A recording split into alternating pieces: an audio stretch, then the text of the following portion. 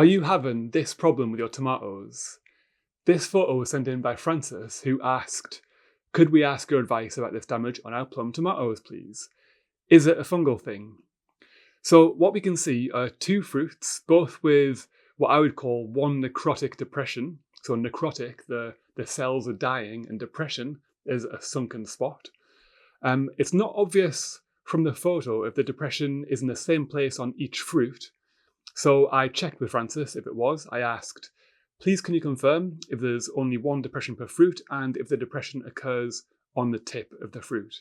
So the opposite end to where the calyx is. Now, this is the calyx. It's that green bit which you pick off when you eat the tomato, or most people do. And this is the end I'm referring to. This is called the blossom end. And Francis got straight back and she said yes to both questions. There's one spot and it's on the blossom end. So this makes identification of this problem very easy. So to answer your question, no, it's not a fungal disease. It's called blossom end rot, and this is actually a nutrient deficiency. It's calcium nutrient deficiency, to be specific. So this begs the question, should Francis be feeding her tomatoes with calcium feed if she's got a calcium deficiency? And normally, no, you don't want to. It's not actually caused by lack of calcium in the growing media, normally. It's normally caused by calcium struggling to get up the plant vascular system, and into the fruit. Now, what causes this problem? It's normally inconsistent watering, which is making it difficult for the calcium to get up the plant. So when I say inconsistent watering, imagine you're going away for the weekend and you might think, oh, my tomatoes will be fine. I'll water them when I get back. And then you get back and you think, I need to unpack my bags. I'll wait another day. And then you water it. And it's this inconsistency in the watering which normally causes the calcium deficiency. So you don't need to feed the compost, or if you're growing in the ground, the soil normally. Just a really quick interruption. If you're enjoying this video, if you're finding the gardening advice helpful, hit the subscribe button, because I make videos like this giving gardening advice on all sorts of different gardening topics all the time, and you'll probably find them really useful. So hit the subscribe button, then carry on enjoying the video. Bye. So there's two main causes. That's the first one, inconsistent watering. The second main cause is choosing the wrong varieties of tomato to grow. Some varieties of tomato are very prone to blossom end rot. And even if you get the watering perfect, they're still going to get blossom end rot. How do you know which varieties to grow, which ones are prone to blossom end rot and which ones aren't?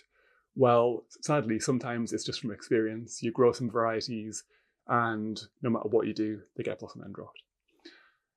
You can look on the seed packet, but it's not going to tell you anything, because normally the people who breed the seeds, the seed breeders, don't brag about that sort of thing. They don't brag that their tomato is very prone to this nutrient deficiency.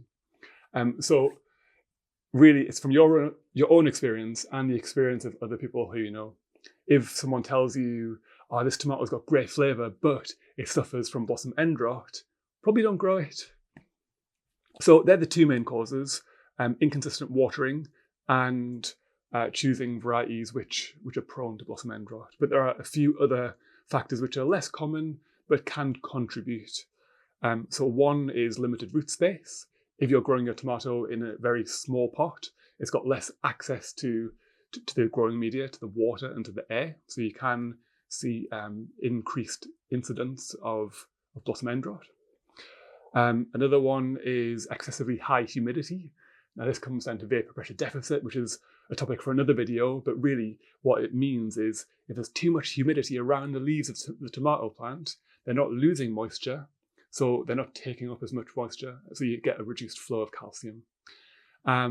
Another one is too lower soil pH or growing media pH if you're growing in compost. This one is less common in pots of compost, but it can happen in certain growing medias. Or if you're growing a certain growing media which is prone to this, combined with using very soft water or rainwater. But again, the main two causes are inconsistent watering, and this can be actually too dry or too wet, because if the soil's too wet, it has trouble taking up moisture as well, and choosing the wrong varieties. So hopefully that will help you if you're suffering with blossom end rot.